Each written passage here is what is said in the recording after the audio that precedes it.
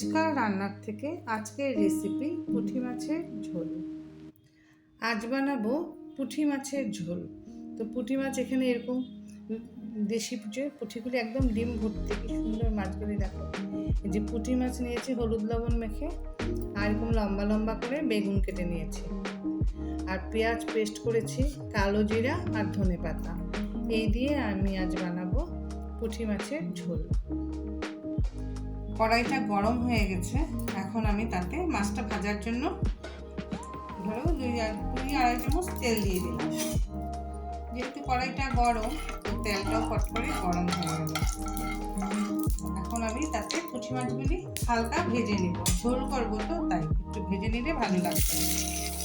এখন আমি পুঁটি মাছগুলি একটু ভেজে নিব। তোমরা যারা কমেন্ট করছো না, আমার তরফ থেকে তোমাদেরকে আন্তরিক ধন্যবাদ।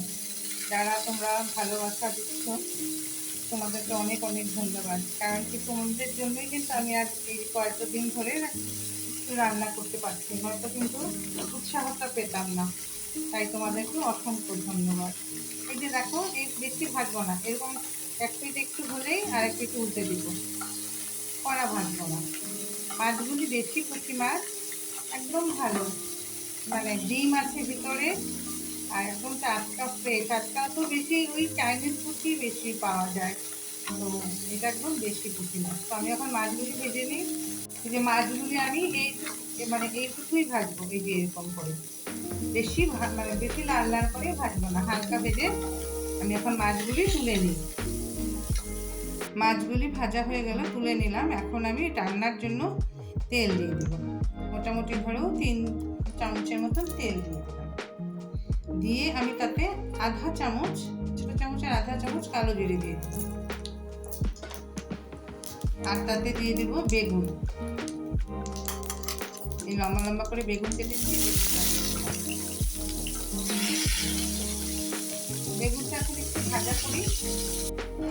এই যে বেগুনটা মোটামুটি ভাজা ভাজা হয়েছে, কারণ বেগুনটা একটু ভাজা না করলে না, বেগুনটা ভাজার একটা গন্ধ হয়, নয়তো বেগুন সিদ্ধর মতন হয়ে যায়। তো এখন আমি তাতে দিয়ে দিলাম আন্দাজ মতন হলুদ, আর দিয়ে দিব একটু ঝাল ঝাল হবে তো, এর জন্য আধা চামচের উপরে একটু লাল লঙ্কার গুঁড়ো দিয়ে দিলাম। দিয়ে আমি তাতে দিয়ে দিব এই যে পেঁয়াজটা যে পেস্ট করেছিলাম, পেঁয়াজটা দিয়ে আমি একটু মশলাটা ভালো করে কষিয়ে নিই। যে মশলাটা কষানো হয়ে গেছে, যে মশলা থেকে তেল ছেড়ে দিচ্ছে, এখন আমি তাতে দিয়ে দিব জল। যে যেমন ঝোল খায় লাগবে সেই আন্দাজে ঝোল দিয়ে দেব। আর এখন আমি তাতে দিয়ে দিব স্বাদ মতন লবণ। আগে লবণটা দিলাম না, বেগুনটা গলে যায় যদি। এখন আমি ঝোলটাকে ফুটতে দিই। ঝোলটাই দেখো ভালোভাবে ফুটে গেছে। এখন আমি মাছগুলি ভাজা করে রেখেছিলাম, যে মাছগুলি দিয়ে দিলাম। দিয়ে আমি মিডিয়াম আঁচে 3 থেকে 4 মিনিট ঝোলটাকে ভালো করে হতে দিই। মাছটাও সিদ্ধ হোক, ঝোলটা ভালো করে ফুটুক, 3-4 মিনিট আমি মিডিয়াম আঁচে রেখে দেব। এই যে আমাদের তরকারিটা হয়ে গেছে, কিনারে কিনারে তেল এসে গেছে।